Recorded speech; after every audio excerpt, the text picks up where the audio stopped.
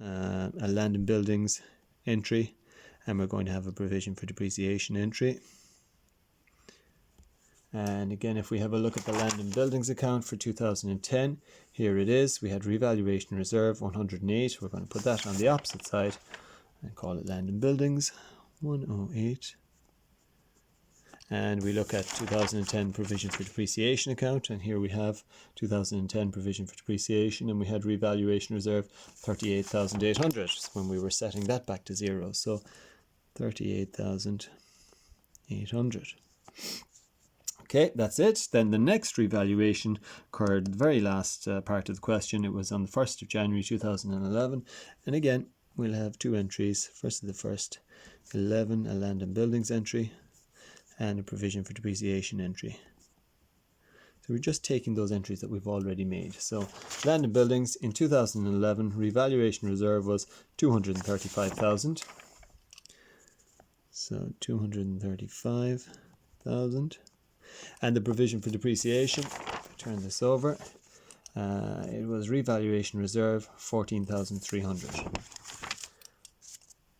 So where are we? 14,300. So that's it for that side. That's all the revaluations that happened. And so I can tell you without looking at the other side at the moment, this is going to turn out to be the larger side. So when I tot all that up, as I've done previously, it turns out to be 524,900. And we'll have less things on this side. So I'm just going to put in the total now, just to save time later.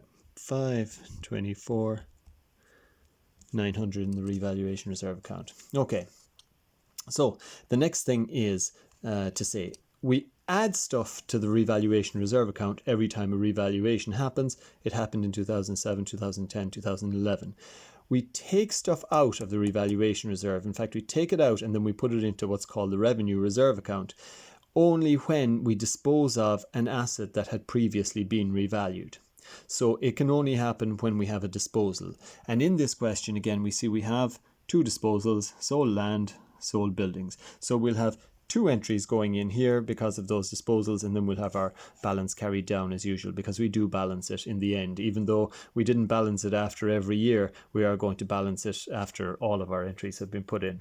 So we'll have a balance carried down and a balance brought down on this side then of whatever the balance carried down was. Okay, so here's the thing. When did the first disposal happen? Sold January 1st, 2008. So 1st of the 1st, 08. And it was, as I said, we're taking it out and we're going to put it in the revenue reserve account. So we reference the revenue reserve account, and then we put in our figure. Now, here is the thing. We're taking out anything that we already put in that had to do with that item that we disposed of, that fixed asset that we disposed of. So in this case, let's look at what we're getting rid of. It was the land that we disposed of in 2008. So that land had only been around for one of our revaluations. It was around when we did the first revaluation in 2007, and we had disposed of it before this revaluation happened and before this revaluation happened. So all we're interested in is these figures here, really. Okay, so what we ask ourselves is, these two things here, when we did the revaluation, our cost of our land and buildings went up by 100,000, and our depreciation had been wiped out, had been set back to zero.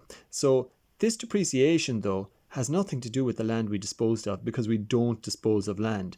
Or we don't, depreciate land. So we can ignore that. None of that has to do with the land that we disposed of.